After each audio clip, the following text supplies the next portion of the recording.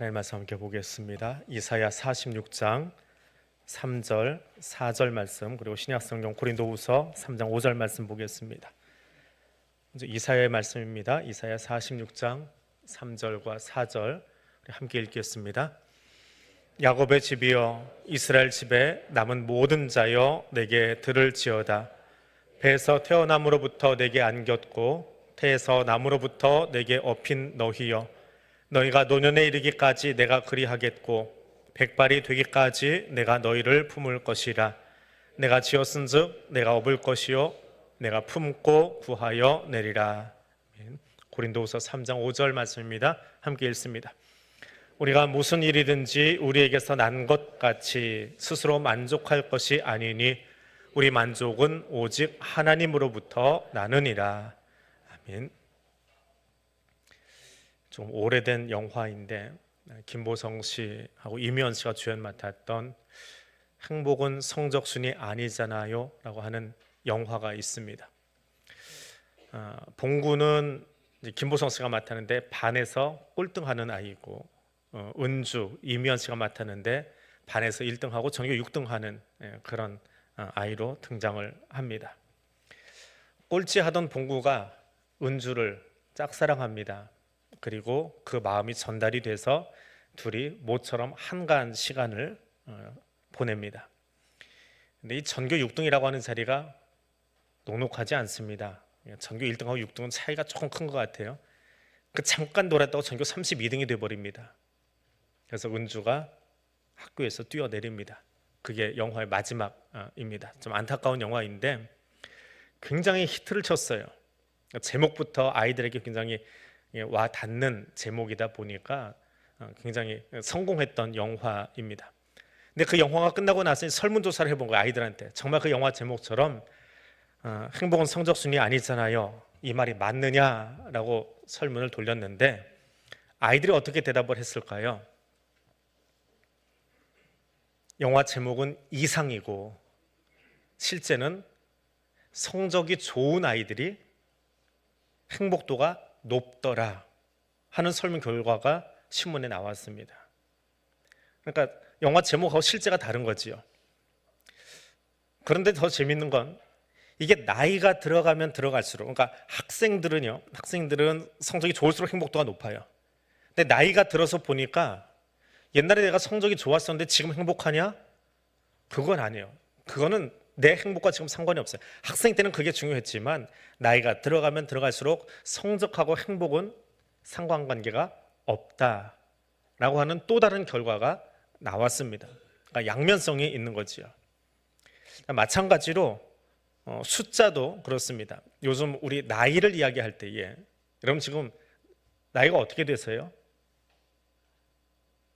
한꺼번에 물어보니까 답을 안 하시는데 이게 대놓고 물어보면 나이가 어떻게 되시죠? 임장로님? 만 나이예요? 연 나이예요? 한국 나이예요? 지금 한국 나이 이야기가 참 힘이 듭니다. 저는 이야기하긴 하셨는데 이게 제가 여쭤보지 않았어요. 일부러. 이게 만 나이인지 연 나이인지 아니면 한국 나이인지 세 개의 나이를 동시에 쓰고 있습니다. 그래서 한국 나이까지 하면 2살 차이가 나죠. 만 나이하고. 이 만 나이가 정착되려면 꽤나 시간이 걸릴 것 같습니다. 몇 년 전부터 한국 사회가 이제 초고령 사회에 진입한다라고 이야기를 하고 있습니다. 초고령 사회는 노인의 인구가 전체 인구의 20%를 넘어가면 초고령 사회라고 합니다. 그러면서 2022년 통계에 우리나라 노령 인구가 902만 명이 나왔습니다. 약 17.5% 정도 돼요. 그러니까 아마 몇 년 이내에 한국이 초고령 사회로 진입을 할 겁니다. 그러면 이 통계를 만들어내는 노인이라고 하는 개념, 누가 노인이냐? 몇 살부터 노인이죠? 예? 80세요. 웃으시는 분들은 또 뭐예요? 누구는 80세하고 이야기를 하시는데. 예. 그러니까 이게 그냥 노인이 몇 살이에요? 그러면 젊은 사람들이 하는 이야기하고요, 어르신들이 하는 이야기가 달라요. 예, 각자 느끼는 체감상의 나이가 있었어. 이게 중구난방으로 하면 안 되잖아요. 이게 법으로 정해져 있습니다. 법으로 1981년에 제정된 노인복지법에 따라서 65세가 되면 무임승차권이 나오고 더 이상 보험료 납입하지 않고 노령연금 받게 되고 하는 나이가 법으로 규정이 되어 있어요. 노인복지법에. 그게 몇 살이요? 65세. 저도 노인이 될 날이 얼마 안 남았어요. 죄송합니다, 어르신들. 65세부터가 어르신이랍니다. 그러니까 노령인구를 어떻게 따지냐? 65세부터 따지는 거예요. 그래서 2부 예배는 노령인구가 조금 많아요. 염색들을 하긴 하셨지만 제가 나이를 압니다, 대충. 여기가 노인층이 제일 두꺼운 게 2부 예배예요. 1부 예배는 조금 얕고요. 그런 게 있습니다. 그런데 방금도 이야기했어, 80세가 노인이다 이야기하신 분들이 있잖아요. 노인의 정의를 좀 바꿔야 되겠다. 65세는 너무 젊지 않냐? 이건 어린애다. 어떻게 노인이라고 하냐? 그래가지고 나이를 바꿔달라라고 제안을 한 모임이 있습니다. 어디서요? 애들이 이야기하면 안 돼요. 그거는 당사자가 이야기하지. 대한노인회 회장님께서 몇 년 전에 공개적으로 노인의 연령을 바꿔주십시오. 65세는 말이 안 됩니다. 근데 근거를 냈어요. 근거가 뭐냐면 서울에 거주하는 3,010명에게 설문조사를 했습니다. 65세 이상 되신 분들만. 애들한테 물어보면 안 되잖아요. 65세 이상 되신 분들한테 노인은 대체 몇 살부터입니까? 라고 물었습니다. 그리고 설문이 나왔는데 72.5세부터 노인이라고 해도 된다. 73세쯤 되면 노인이라고 해도 된다. 이게 이제 대한노인회에서 나온 제안이에요. 국회 입법을 해달라고 제안을 했습니다. 그런데 국회가 이걸 지금 처리를 못하는 게 그렇게 바꾸려면 여러 가지 일들이 있는 거예요. 자, 1981년에 노인법을 제정할 때에 우리나라의 기대 수명, 1981년에 기대 수명이 66.7세였답니다. 그러니까 65세면 내년이면 떠나실 나이였어요. 그때는. 이상하게 듣지 마세요. 그 기대 수명하고 이거 맞춘 거예요. 원래 법이. 그래서 그때쯤이면 연금 한 1, 2년 주고 끝나겠다. 오래 사시면 10년 주면 끝나겠다. 그래서 만들어 놨는데 금년에 이 나라의 대한민국의 기대 수명이 몇 살일까요? 예? 84.3세입니다. 기대 수명이. 그럼 어디까지 끌어올려야 돼요? 83세쯤 끌어올려야 돼요, 사실은. 그대로 법대로, 법의 논리로 따진다면. 자, 그러면 그거는 대한민국이고 우리 교회는 어떨까? 우리 교회는 어떨까? 어제 오전에 이제 우리 교회 교적부를 몇 주 동안 계속 교적부를 보고 있어요. 노예 준비도 하고 하면서 교적부를 보는데 현재 우리 교회 노령 인구 65세라고 했으니까 그대로 하자고요. 72세 하지 말고 65세 이상이 290명입니다. 근데 프로테지로는 27%예요. 27.6%. 그러면 우리 교회는 초고령 교회지요. 맞잖아요.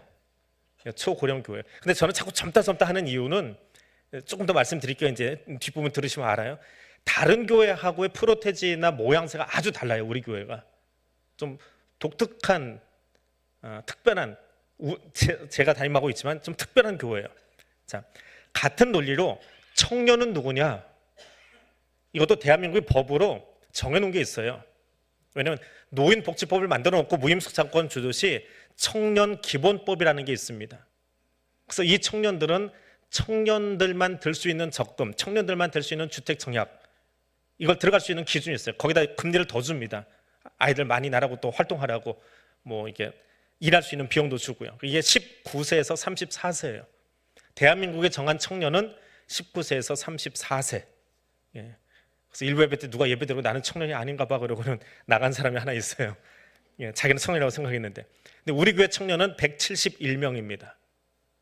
교적 기준으로 16% 정도가 돼요. 그리고 더 독특한 거는 흔히 요즘 한국 교회에서 많이 쓰는 단어가 하나 있어요. 3040 세대. 3040 교회 헐이라고 일컫는 세대를 3040이라고 부르는데 이 세대가 216명이에요. 상당히 두껍습니다.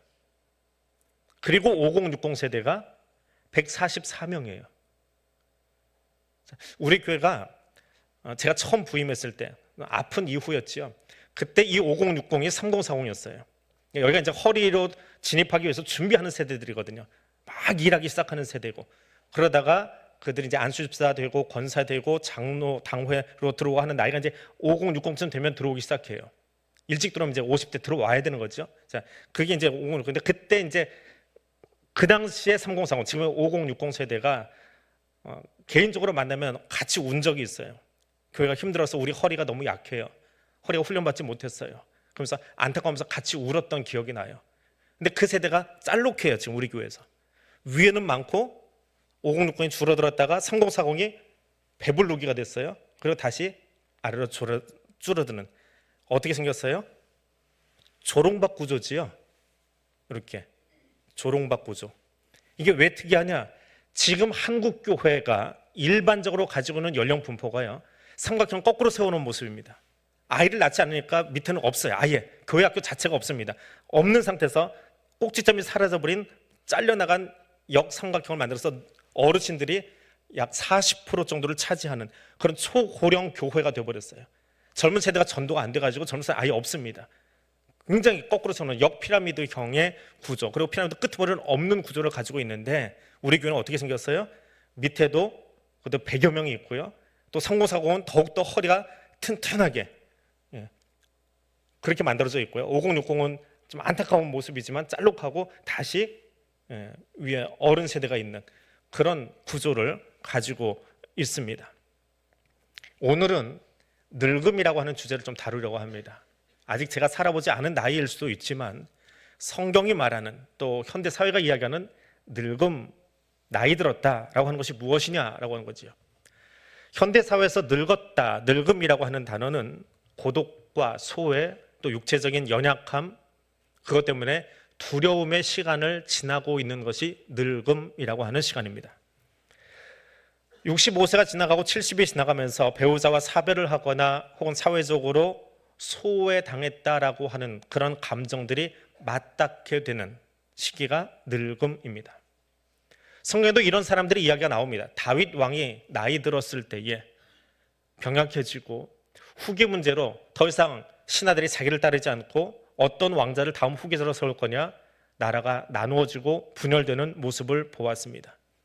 젊을 때는 광야를 누비면서 호령을 했고 또 피난자였지만, 망명자였지만 열심히 싸움을 싸울 수 있었던 사람입니다. 그런데 노년에는 옆에 사람을 붙여 놓아도 더 이상 몸이 따뜻해지지 않는 차가워지는 인생을 살아야 했습니다.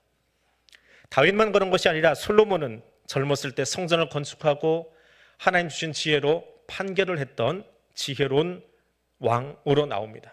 그러나 그의 노년은 우상 숭배로 하나님과의 관계가 멀어지는 안타까운 모습을 성경에서 보여주고 있습니다. 그래서 노년의 다윗과 솔로몬의 모습을 보면 존귀함보다는 쇠퇴와 무력함이 보입니다. 그래서 현대인의 관점에서, 현대 사회에서 노년은 뒤처짐, 퇴보, 사라짐이라고 하는 단어로 이야기를 합니다. 앞에서 이야기했던 65세 대한노인회에서 제안했음에도 불구하고 국회가 입법하지 못하고 있는 현실적인 이유가 있습니다. 대한민국은 아직 경제력이 그렇게 탄탄하지 못하다는 겁니다. 왜냐하면 대부분의 노인분들, 어르신들이 스스로 경제적 자립을 할 수 있을 만큼의 기반을 갖고 있지 못하다는 거예요. 노후가 자기 스스로 자립할 수 있는 노년은 극히 드뭅니다. 대한민국의 부자층이 얇은 것처럼 어르신들 사이에도 스스로 자녀들이 도와주지 않으면 노년을 살 수 없는 그런 모습으로 재정 구조가, 연금 상태가 되어 있다는 거예요. 그런데 72세로 올려버리면 뭐가 따라 올라와야 돼요? 정년이 뒤로 밀려나야 돼요. 지금처럼 뭐 50대, 60대 정년이 나오면 안 돼요. 더 뒤로, 위로 나이가 올라가야 돼요. 근데 그걸 올려줄 만큼 기업이 탄탄하냐? 그렇지 못하다는 기업의 한계가 있습니다. 그래서 현실적인 문제로 그냥 지금처럼 50대 은퇴해버리고 70세 가서 연금을 받는다면 긴 20년 동안은 연금도 없고 내가 수입도 없는, 지금 알바를 하시는 분들이 많이 있지만 그런 노년의 시간을 길게 가져가야 된다. 노년도 중년도 아닌 시간을 가져가야 된다. 이 현실적인 문제 앞에서 제안은 하지만 입법은 하지 못하는 국회의 고민이 있습니다. 현대인들은 미래를 바라보고 산다라고 합니다. 미래를 바라보는 사람이 진취적이고 뭔가 사람들 앞에 조금 더 기능이 좋은 사람으로 이해를 합니다. 그런데 노년은 미래와 반대의 개념으로 보고 있지요. 미래를 바라보고 미래로 나아가야 되는데 노년은 과거를 이야기합니다. 과거의 것을 자랑합니다. 그래서 미래를 말하는 젊은 세대하고는 늘 반대되는 개념으로 이해를 하고 있습니다. 그러다 보니까 가치가 상실되고 퇴보한 사람들처럼 이해를 하는 건 경향이 있습니다. 그렇다고 마냥 젊음이 좋은 것은 아니죠. 젊다라고 하는 것, 일할 수 있고 진취적이고 앞으로 나아갈 수 있지만 실수가 많은 세대가 젊은 세대입니다. 아직 성년에 이르지 못해서 지혜가 부족하고 아직 완성에 이르지 못해서 어디로 튈지 모르는 것이 젊음이라고 하는 단어입니다. 그래서 잠언 기자는 아들을 향해서 네가 무지와 음녀와 악인의 꼬임에 빠지지 않도록 주의해라 라고 권면하는 것이 청년, 젊은 세대입니다. 그런데 성경은 노년을 이렇게 약하고 힘없는 세대로만 묘사하지는 않습니다. 성경의 묘사는 또 다른 노년의 모습이 있습니다. 그들은 지혜와 존경의 시간으로 묘사하기도 합니다. 잠언 기자는 아들에게 훈계하면서 너의 미래가 내 손에 있지 않고 걸음을 인도하시는 분은 하나님이시다라고 가르치고 있습니다. 그 지혜를 줄 수 있는 사람이 아버지이고 노년이고 늙음이라고 하는 히브리어 단어입니다. 그래서 백발은 영화의 면류관이다 하면서 노년의 가치를 아주 높게 평가합니다. 똑같은 구약의 역사서이지만 그 역사서 안에 다윗과 솔로몬의 노년은 힘이 없고 차가워지고 실수하고 나라를 두동강내고 하는 그런 이야기가 있습니다. 그런데 르호보암 이야기로 가보면 이야기가 달라집니다. 여로보암과 그 무리들이 와서 당신의 아버지 솔로몬이 우리의 멍에를 무겁게 하였으니 이제 그 짐을 가볍게 해 주십시오 라고 요청합니다. 이때 르호보암이 어떤 선택을 합니까? 아버지 앞에 승진해 보셨던 노인들의 자문을 버리고 그와 함께 자라났던 어린 사람들과 의논하여 이렇게 답했다라고 성경은 적고 있습니다. 내 새끼손가락이 아버지의 허리보다 굵으니 멍에를 더 무겁게 하겠다. 아버지는 채찍으로 너를 다스렸지만 나는 전갈 채찍으로 너를 다스리겠다라고 말하면서 나라를 둘러 쪼개는 단초를 제공합니다. 같은 역사서이지만 역사서 안에 노년을 묘사하면서 다윗과 솔로몬의 노년은 힘없고 쇠퇴해가는 또 실수한 모습. 그러나 르호보암 이야기 속의 노년은 어떤 사람이요? 삶의 경륜과 지혜를 갖춘 사람으로. 르호보암이 그들의 권면을 듣지 않았을 뿐이지 그 노인들의 자문을 버렸다라고 이야기하면서 안타까움을 하나님은 성경 통해서 이야기하고 있습니다. 같은 역사서 안에 노인은 약자가 아니라 경험과 신앙을 다음 세대에게 전달해 주는, 그것을 이끌어주는 존재가 노년이다라고 이야기하고 있습니다. 그러면 이 양면을 다 이야기하고 있는 성경을 보면서 우리는 늙음이라고 하는, 노년이라고 하는 이것을 어떻게 받아들이고 어떻게 이해를 할까? 먼저는 우리가 성경을 바라보면서 하나님이 왜 다른 어떤 민족보다 하필이면 유대인을 들어서 그들의 문화 속에 이 성경을 기록했느냐라고 하는 것을 짚어야 될 필요가 있습니다. 유대의 문화이지요. 유대의 문화는 미래지향적인 문화가 아니라 과거지향적인 사람들입니다. 이렇게 정의하면 현대인들이 가지고 있는 우리의 정서와 굉장히 다른 것 같아요. 진취적이고 미래를 향해서, 앞을 향해서 50주년 지났으니까 51주년부터는 앞을 향해서 나갑시다. 이게 미래지향적인 것 같잖아요. 근데 성경이 말하는 미래지향, 과거지향은 그런 의미의 지향이 아닙니다. 무엇을 바라보느냐라고 하는 거예요.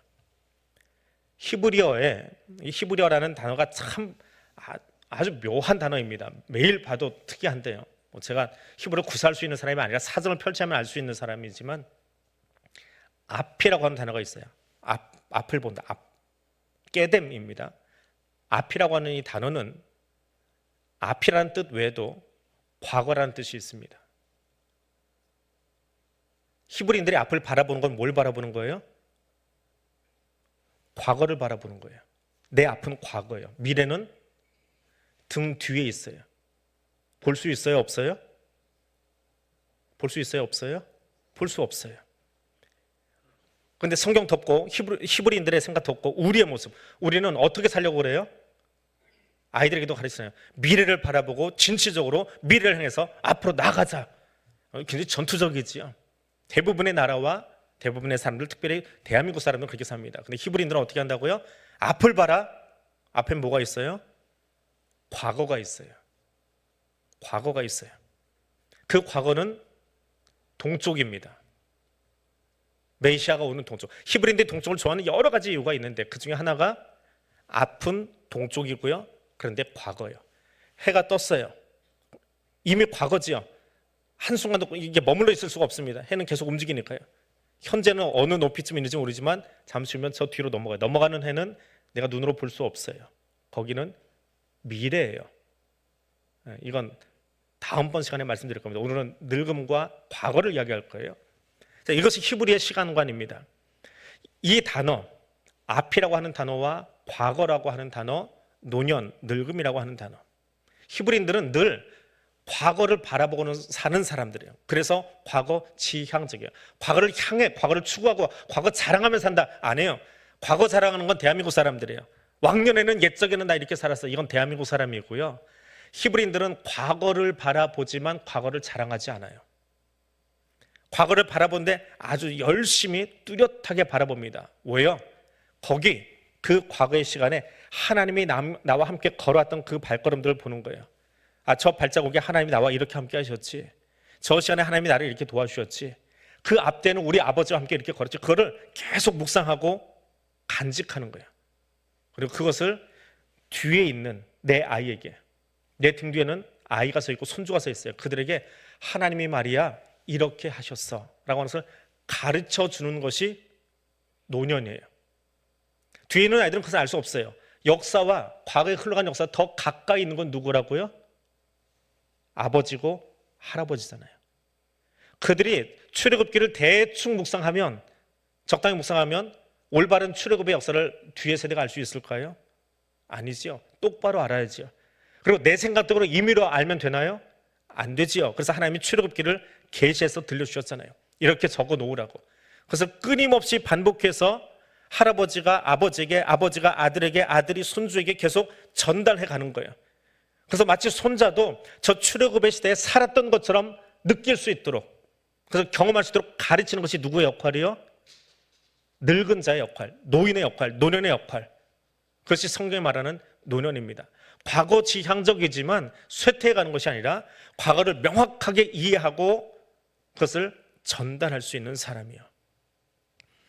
그래서 과거를 향해서 이렇게 서 있으니까 미래는 어떤 것입니까?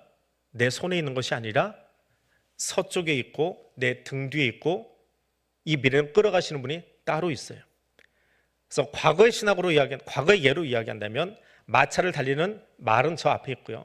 마부도 내 등 뒤에 있어요. 나는 마차 뒤에 서서 지나가는 흔적을 보는 거예요. 현대 관점에서 예화를 바꿉니다. 기관차에는 기관사가 따로 있고요.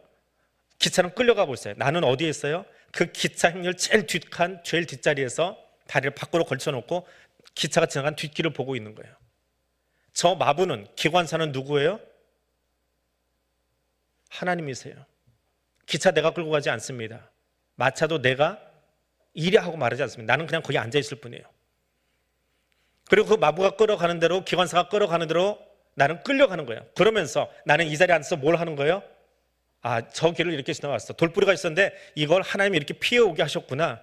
잘 넘어오게 속도도 줄였다가 다시 내시는구나. 그것을 이야기하면서 같이 뒤에 앉아있는 어린 아이에게 가르쳐주는 거예요. 이것은 히브리인들이 말하는 세계관, 늙음이라고 하는 거예요. 그래서 우리 어머니는 우리한테 옛날 얘기를 해주실 때 늘 이렇게 시작을 하지요. 옛날 옛적에 호랑이가 담배 피던 시절에 라고 옛날 이야기를 시작을 합니다.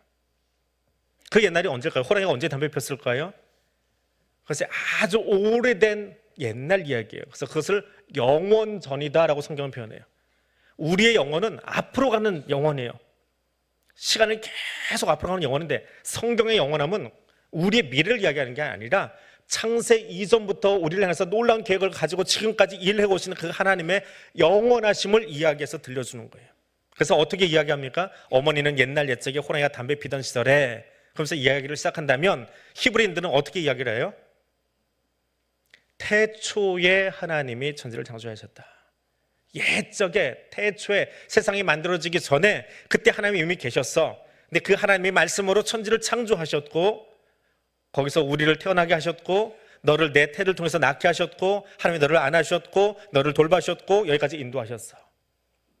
이게 히브리인들의 이야기 방식이에요. 똑같이 옛날을 이야기하지만 우리는 호랑이 담배 피던 시절을 이야기하는 사람들이고, 성경적인 늙어감과 노인과 지혜는 뭐라고요? 태초에 아주 오래전부터 계셨던 하나님이 이 땅을 말씀으로 창조하셔서 여기까지 왔더라라고 하는 거예요. 그래서 그 늙음은 퇴보한 것이 아니라 어떤 사람들이요? 하나님께서 과거에 베푸신 그 놀라운 은혜들, 창세기부터 지금까지 내게 주신 그 놀라운 은혜들을 내 등 뒤에 앉아있는 다음 세대에게 연결해주는 그 사람이 누구요? 늙음, 노인이라고 하는 거예요. 그래서 이 세대가 정신 차리지 않으면, 이 세대가 바르게 연결해주지 않으면 뒷세대는 그 하나님의 역사를 알 수가 없다는 거예요. 그 책임과 그 의무를 가지고 오늘 이 시대의 지혜 전달자로 살아가는 사람들이 누구라고요?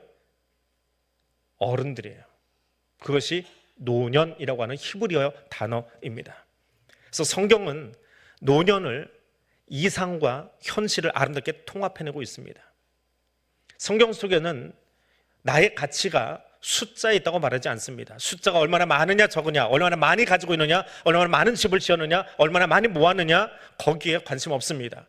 어느 시기에 어느 장소에 어느 역사에 살았던지 간에 동일합니다.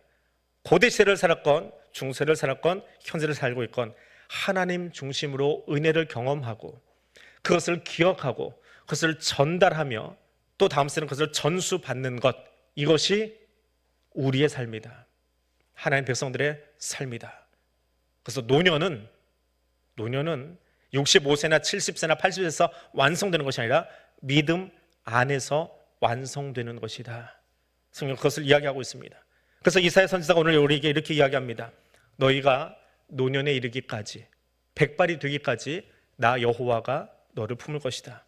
내가 너를 지었고, 내가 너를 태어나는 순간 내가 너를 업어주었고, 내가 너를 품었고, 내가 너를 그 어려움 가운데서 구하여 내주리라. 앞으로도 너와 그렇게 함께 할 것이다. 그것이 하나님의 약속이자 노년을 향한 축복입니다.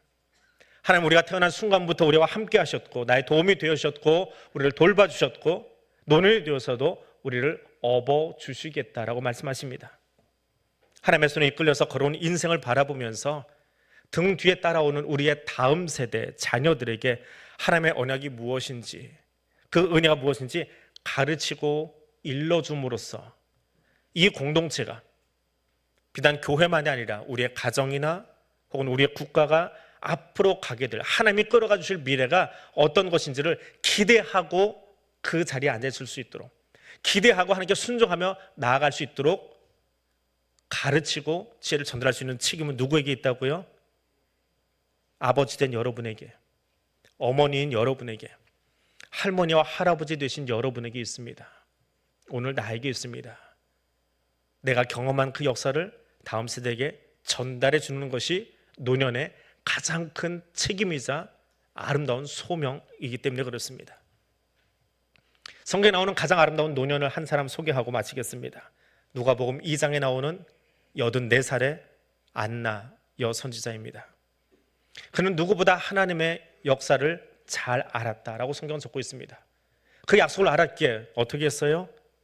성전을 떠나지 않고 주야로 금식하며 오실 주님을 기다리고 있었어요. 그러다가 이 땅에 오신 아기 예수를 만나고 감사의 찬송으로 영광을 올려드리는 가장 아름다운 노년의 모습. 비록 세상적으로는 혼자 된 지 오래되었고 나이도 많아 늙었으나 라고 현실을 성경품에 적어놓고 있어요. 그러나 그의 믿음의 모습은, 하나님 안에서의 모습은 말씀을 믿었고 그래서 기다렸고 그러다가 가장 놀라운 찬송을 불렀다라고 성경이 증언해 주는 사람으로 그 노년을 표현해내고 있습니다. 우리 삶의 가치는 숫자에 있지 않습니다.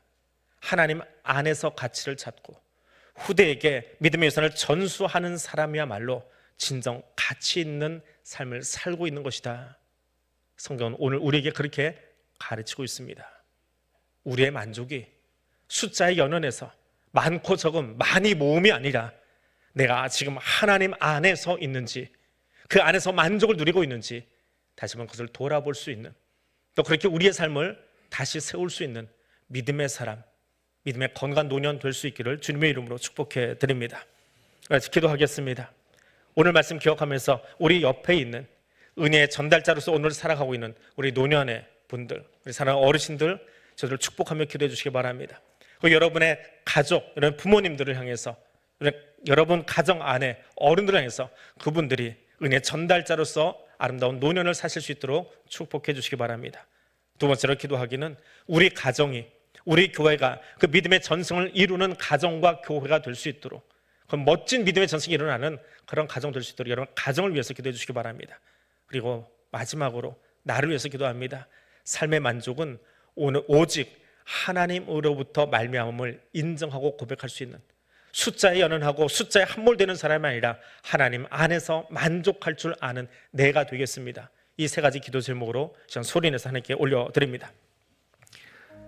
거룩하신 하나님, 가장 아름다운 노년이 무엇인지를 오늘 말씀을 통해서 또 성경의 세계관을 통해서 우리가 함께 듣게 해주시니 감사드립니다.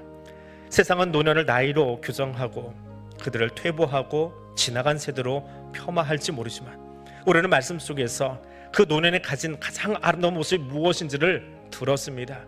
그리고 하나님, 그 노년이 정말 살아서 은혜의 전달자로서 아름답게 설 때에 그 공동체가, 그 교회가, 그 가정이 아름다운 하나님 나라 백성 되어짐을 오늘 우리가 함께 보았습니다.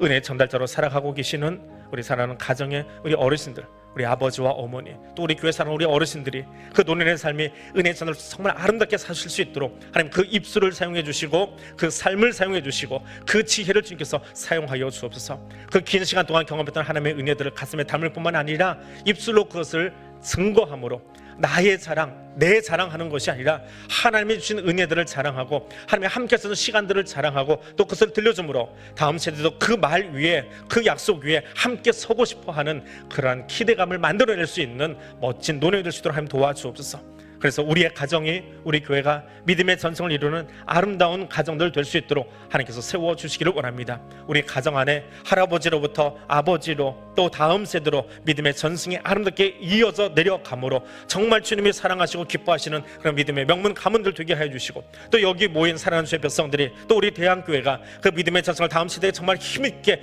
만들어주고 또 제공할 수 있는 살아 움직이는 교회 될 수 있도록 성령님 함께하여 주옵소서. 그것을 위해 나를 주께 드립니다. 내 삶의 만족이 내게 주어진 돈과 물질과 이 땅의 권력과 숫자에 있는 것이 아니라 오직 하나님 안에서 기뻐하며 하나님만으로 만족하며 하나님만으로 행복해 할 수 있는 그런 믿음의 사람 될 수 있도록 성령님 여기 우리와 함께하여 주옵소서.